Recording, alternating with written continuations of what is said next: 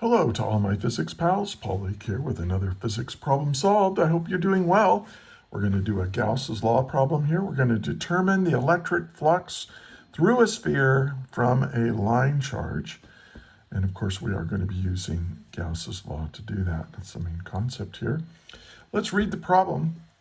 An infinitely long line charge having a uniform charge per unit length lies a distance d from a point O as shown below. So here's O and here's our line of charge.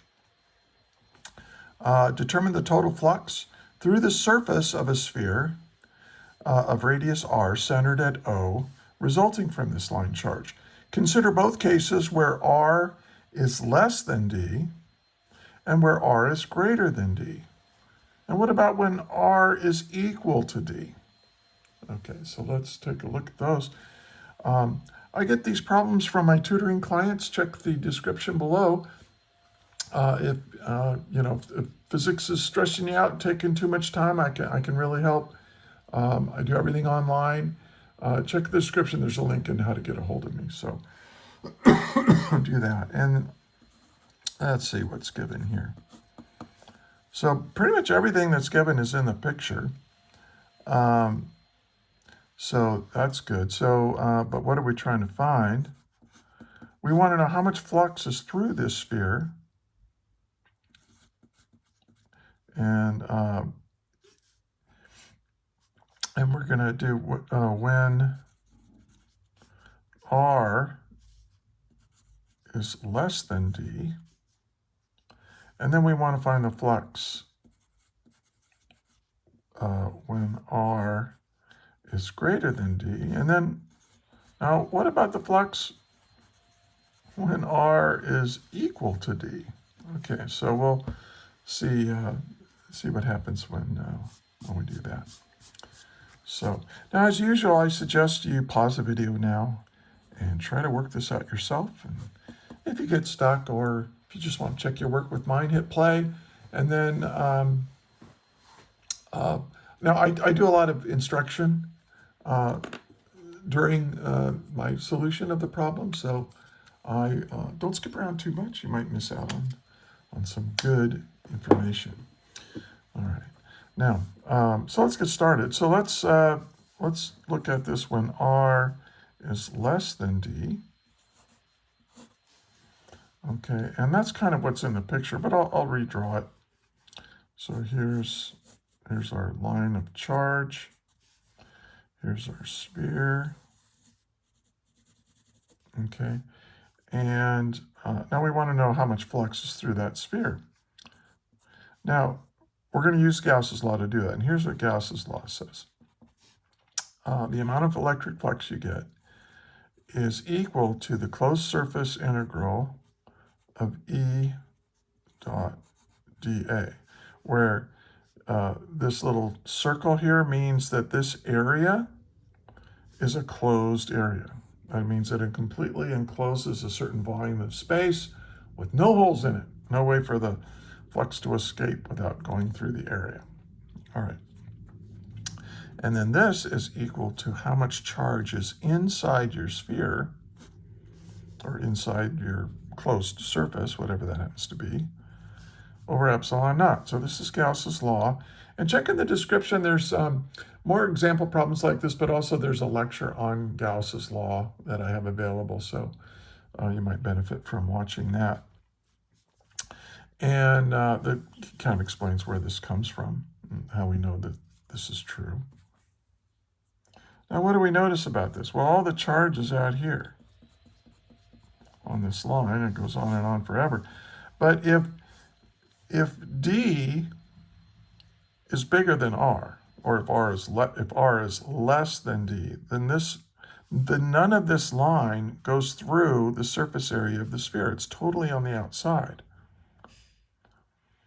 And so now these things are giving off field lines. Yeah, so there's electric flux through the sphere, but for every line of flux that goes into the sphere, there's a line of flux that goes out of the sphere.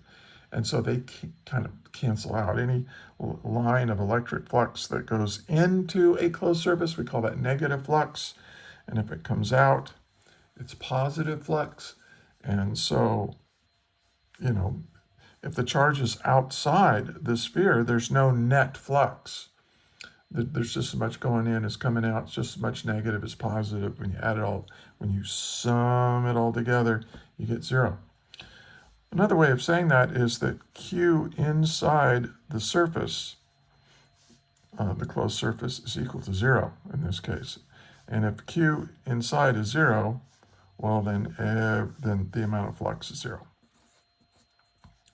So therefore, the flux is zero when the radius of the sphere is less than the distance from the line charge to this minimum distance right there. Okay. Now let's take a look at when R is greater than D.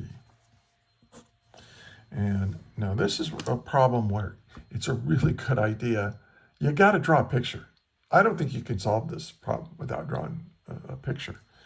So, and it's not that hard. You know, you don't have to have super artistic skills. Here's a sphere.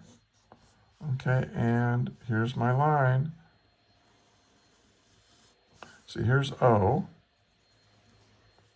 my origin. And then here's D, right here. Right? And then here's my radius of my circle. Now we have this line of, see this, there's charge here, but now we do have some charge inside there, right? We do have some charge inside. So we're going to start off with the total amount, the net flux through this surface is equal to the amount of charge inside over epsilon naught. Now I'm going to call this distance L. L is the distance that's of this line charge that's actually inside my sphere, sometimes called a Gaussian surface. Okay, well, so the charge inside, oh, what am I doing? I'm sorry about that. That's over epsilon naught. Getting a little ahead of myself. Now, Q inside, therefore, is equal to the charge density, lambda, that's how much charge per unit length, times the length, okay, over epsilon naught. So this is how, so we do have a net charge inside, so we are going to get an answer. Now we need to figure out what this length is in terms of D and R. But that's not too bad because, look, this is at the center of the sphere, right? This point O. And look at this. So this is the distance D, the shortest distance. So that's a purpose. So, oh, look, we have a right triangle right here. Now this, from here to here, this is half my length, so I'm going to call that L over 2. And this is D, and what is this? Oh, this is R. See? That's the radius. And notice that we have a right triangle here. We have a right triangle, and we know all the sides. We know this is D, and this is L over 2, and this is R. Now, what we want to do is get L in terms of D and R, so I can substitute it in there.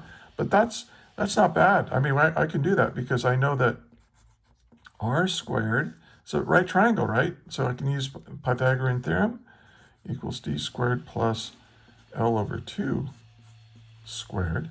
So let's solve for L. Let's subtract D from the other side. So I have L over 2 squared is equal to R squared minus D squared.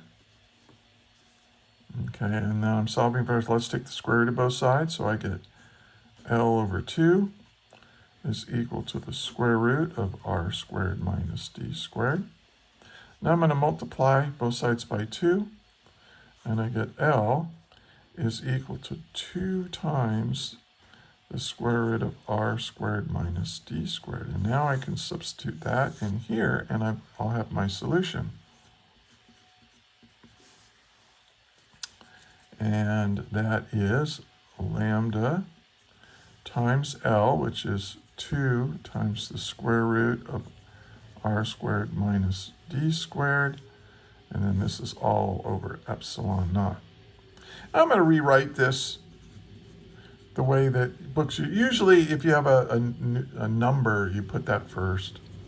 So 2 lambda, it's just tradition. There's nothing wrong with putting a box around this and declaring yourself finished. If you gave me this answer right here in my class, you get 100%. But I'm just going to write it like this, just to make it look nice.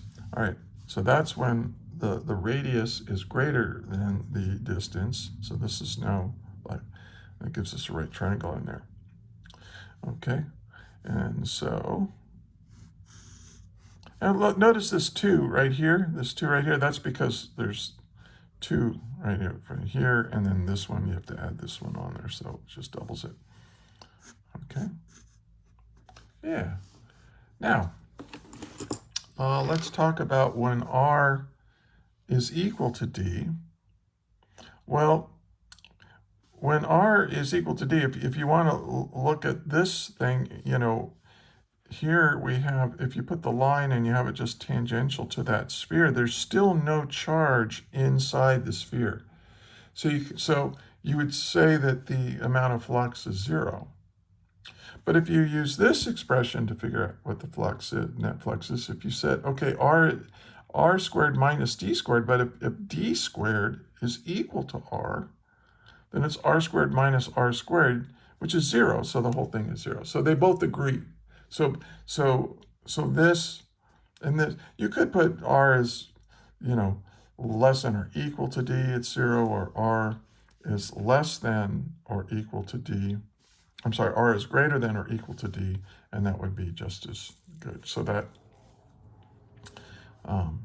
works either way. Cool. And there it is. Another physics problem solved. Hey, if you found this helpful, please like, share, and subscribe. Look in the description for a whole lesson on this with other example problems completely solved and explained, and with links to other physics topics. My goal is to get everything for AP Physics C done first, and this is going to be the next problem that goes into those resources. So check that out. And I want to thank you for watching all the way to the end. I also want to thank you for studying physics. You're awesome for studying physics. We need smart, hardworking people like you to learn this stuff so we can keep our technologically based civilization going. And also, it's just, physics is really cool. It's really interesting, but it's hard. So keep working. Thanks again. And until the next video, may the net force be with you always. That is all.